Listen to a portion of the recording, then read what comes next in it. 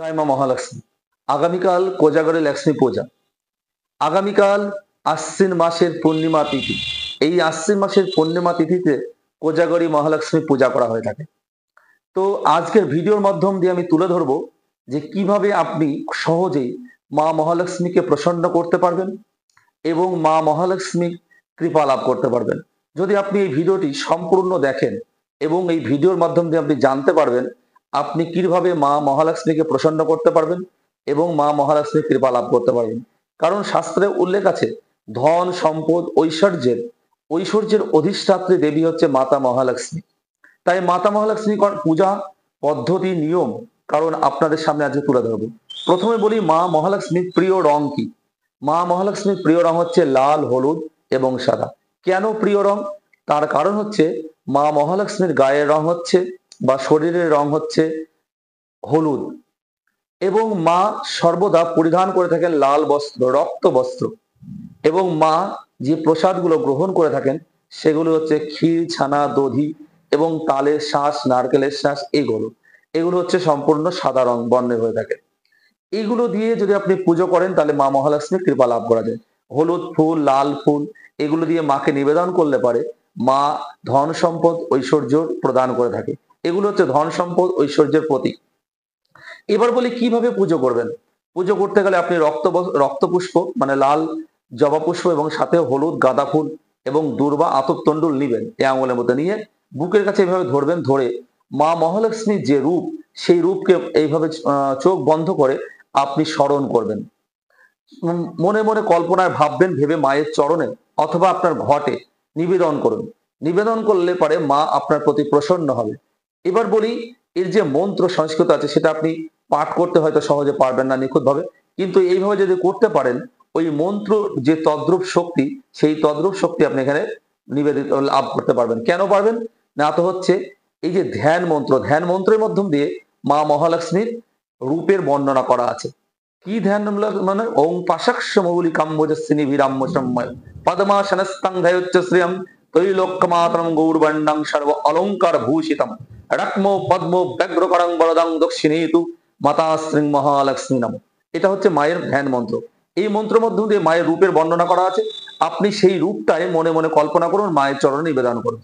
এবার বলি একটি সহজ মন্ত্র, সেটা হচ্ছে বীজ মন্ত্র। এই বীজ মন্ত্রটা কি না তো ওং শ্রীং মহালক্ষ্মী, ওং শ্রীং ভগবতী মহালক্ষ্মী নামাহ বলে পুষ্প নিবেদন করে মায়ের চরণে। মন্ত্রটাকে আরেকবার বলছি শুনুন, ওং শ্রীং ভগবতী মহালক্ষ্মী নামাহ। এইভাবে নিবেদন করুন।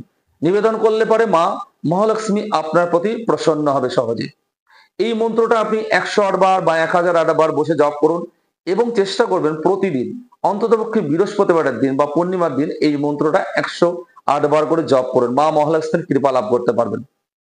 এবার বলি মা মহালক্ষ্মীকে আপনি কিভাবে প্রণাম করবেন, কি প্রণাম করতে হয়। এভাবে প্রণামের একটা মন্ত্র আছে। মন্ত্র হচ্ছে ওম বিশ্বরূপস্য ভর্জাসি পদমী পদমালয়ে সুভে সর্বার্থ পহিমং দেবী মহালক্ষ্মী নমস্তভ্যং শুকরাত্রি কুরুষ্যমে বর্ষকালে মহাঘোরে জন্ময় দুষ্কৃতং কৃতং শুকরাত্রি প্রভাতদ্যতন মে লক্ষ্মীর্ভো ও হোতি ইয়া লক্ষ্মী সর্বভূতনং দেবানং সৃষ্টি সম্ভবায়ত ভূতলে দেবী শুকরাত্রি নমস্তুতে।